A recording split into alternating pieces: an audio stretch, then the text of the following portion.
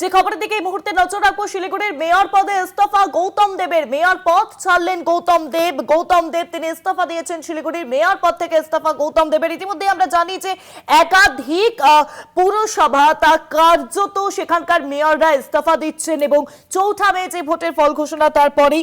আর এবার গৌতম দেব তিনি ইস্তফা দিয়েছেন। শিলিগুড়ির মেয়র পদ থেকে ইস্তফা গৌতম দেবের। আপনাদের আরো একবার জানিয়ে রাখবো, ইস্তফা গৌতম দেবের। এবার উত্তরেও শেষ সম্বল শিলিগুড়ি পৌর নিগম কার্যত হারালো তৃণমূল কংগ্রেস।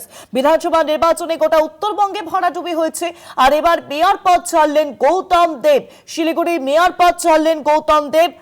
আপনাদের জানিয়ে রাখবো, মেয়র পদ থেকে ইস্তফা দিয়েছেন গৌতম দেব। ইতিমধ্যেই যে ছবি আমরা দেখতে পাচ্ছি যে চৌঠা মে রাজ্য বিজেপি ক্ষমতায় আসার পর একাধিক পুরসভা কার্যত দখলমুক্ত হচ্ছে এবং একাধিক পুরসভার মেয়ররা তারা ইস্তফা দিচ্ছেন। আর এবার শিলিগুড়ির মেয়র পদে ইস্তফা গৌতম দেবের। আপনাদের আরো একবার জানিয়ে রাখবো, শিলিগুড়ির মেয়র পদ থেকে ইস্তফা দিয়েছেন গৌতম দেব। মেয়র পদ ছাড়লেন গৌতম দেব। অর্থাৎ কার্যত আমরা দেখেছিলাম যে শিলিগুড়ির মেয়র পদে তিনি বহাল ছিলেন এবং সেক্ষেত্রে একটা প্রশ্ন উঠছিল তিনি ইস্তফা দেবেন কি দেবেন না। তবে অবশেষে দলের যে ভাবগতিক বা দল যেভাবে এগোচ্ছে, দলের বাকি মেয়ররা যে পদ নিয়েছেন সেই একই বিষয়কে সামনে রেখে শিলিগুড়ির মেয়র পদে ইস্তফা গৌতম দেবের। এবার উত্তরের শেষ সম্বল শিলিগুড়ি পুর নিগম কার্যত হারালো তৃণমূল কংগ্রেস।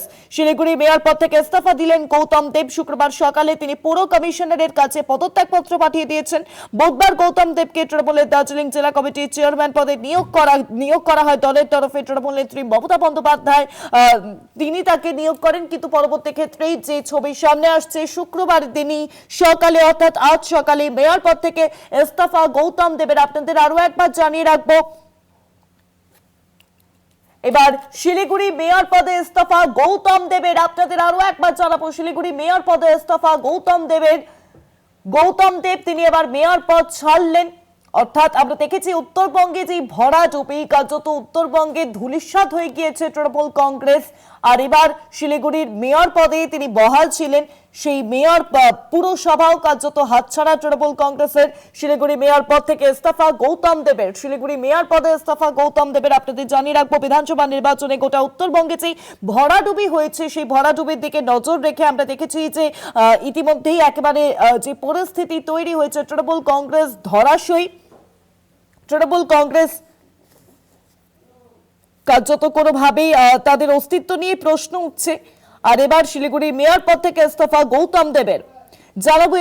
জানাবেন এই বিষয়ে বিস্তারিত ফোন লাইনের সঙ্গে রয়েছেন প্রতিনিধি স্বর্ণভ রায়। স্বর্ণভ, ঠিক কি কারণে ইস্তফা দিলেন গৌতম দেব, কি জানা যাচ্ছে? দেখো, আমি তোমাকে জানিয়ে রাখি, গতকাল বিকেল থেকে হচ্ছে MMIC তে অনেকক্ষণ ধরে বিকেল পর্যন্ত মিটিং চলার পর তিনি গতকাল সন্ধ্যে 6:30 7টা নাগাদ তিনি ওখান থেকে শিলিগুড়ি মিউনিসিপ্যাল কর্পোরেশন থেকে মাথা ঝুঁকিয়ে বেরিয়ে যান।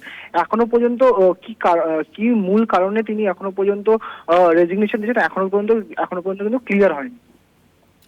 ধন্যবাদ তোমায় স্বর্ণভ। ফোন লাইনের সঙ্গে ছিলেন প্রতিনিধি স্বর্ণভ রায়।